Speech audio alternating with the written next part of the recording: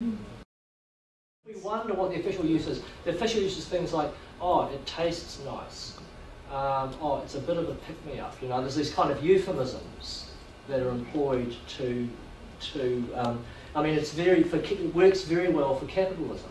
You know, you want these people who can get up and go to work in the morning, and you can have a coffee break, a 10-minute coffee break, because we know that's going to stimulate you and make you, you know, work in a more focused way.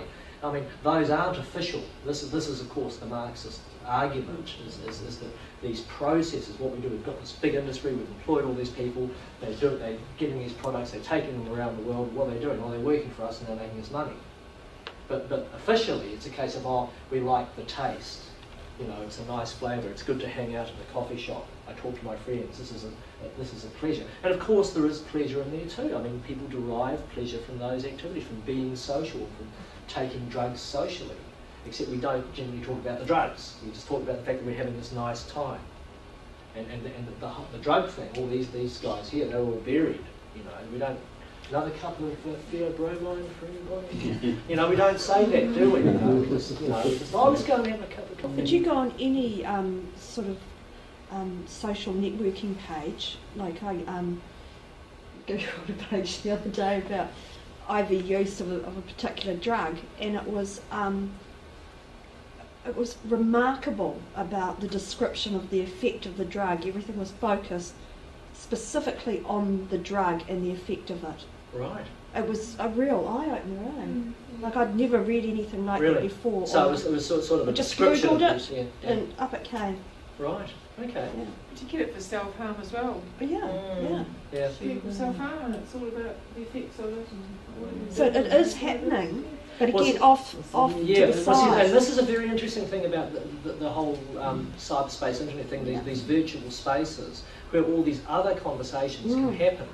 And they do, of course, like if we think about, say, the normal pages or all these other pro-reform, drug pro-reform pages, stuff like this, you know, there's all this other discourse happening, but you very, very seldom will you ever see anything in the mainstream media about it or in the newspaper or anything like that. Yeah, it's all kept over there, you know. Yeah, you can find it, you can access it, but you're not gonna see it on TV3 or something like that. You know, you just don't see it there. There's another discourse that's happening. So this is the Lord's Coffee House, and this is taken from a book called From Chocolate to Morphine, which is a great book. I forgot to put that on the list, but I'll put that on the list for you as well. When I get these CDs at the end of it. And the suggestion here is coffee was an interesting one actually. As we'll see in a minute.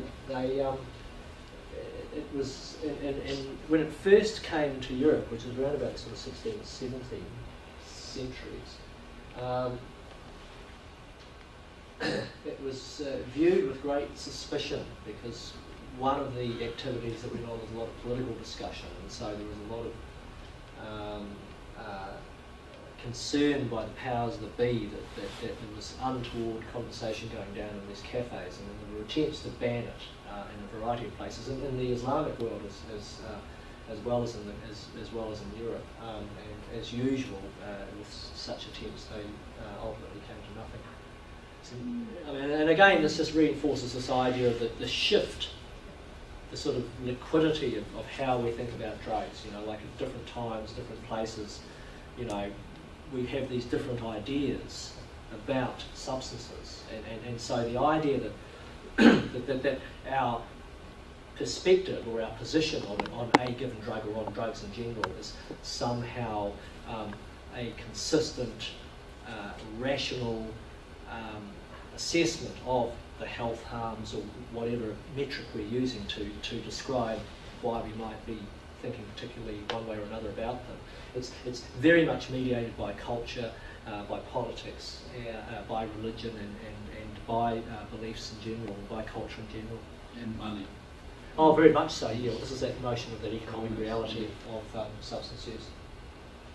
So a similar situation prevails for tea. As you can see there, the Chinese initially resisted access to the means of production, but the English managed to pinch a few plants and set them up, and away they went. And in a very short period of time, there was this massive increase in the amount of tea that was being got from China and grown throughout the colonies as well. And this comes back again, Paul, to that comment that you made before about, well, you know, was everybody into all this stuff? Well, it got to the point where it was more available in domestically produced staples such as dairy products and cereals in some cases. So there was this massive explosion of the availability of these substances. So you've got this this image and again this idea of sobriety, of the idea that there's an appropriate way to comport yourself, and then there's a way that's full of risk and danger. We also have the medicalisation of these drug commodities, locating them in therapeutic theory and practice, but also associated with the idea that this guy was part of the East India Company here, oh, I think it's quite reasonable to drink up to 200 cups of tea a day. That's all right. And who do you work for? So yeah, so there's this idea of you know, the fact that you know, marketing will sort of get you every way we can. And tobacco there is considered superior to indigenous plants for balancing the heme, for example, and this is in the case of snuff. And so it's a means by which you can consume a product, and it's actually going to be really good for you to do that. And again, here we have this notion of this cultural appropriation. This is from, I didn't include the guy's name, Sylvester Dufour. He was, I think he was a Dutch or French literary a writer, and he wrote a book about coffee and so on, but you've got coffee, tea and cocoa here. And what he's basically saying is, well, these are all the preserve of our colonies. You know, we now control all these substances. We've got the plants, we're growing them, we're producing them. So we note on the one hand, initially they were imitating the Amerindians with regard to the paraphernalia, and then they transformed their smoking. And initially it was called drinking smoke. It wasn't smoking, it was drinking smoke. And then they coined this term, I think, about the 17th century. There's this great story about Walter Raleigh, who came back from the Americas with his nice tobacco habit, and his manservant one morning, he woke and he was sitting there having a smoke, and suddenly this bucket of water lands on his face because the guy thought he was on fire. So he was sort of drinking the smoke. But then it became smoking. But also adopting some of the characteristics of the other cultures, particularly the Eastern cultures in relation to a male-dominated environment, in some regard, but on the other hand, privileging the counting house idea and political discussion rather than entertainment, which was more prominent apparently in the Eastern environments, but ultimately there was sort of bourgeois masculinity there that was being portrayed, as we saw back in that image of Lloyd's coffee house, where people are very, you know, they're very focused, they're very determined, they're carrying out their activity, and in fact it was the origin of the insurance industry.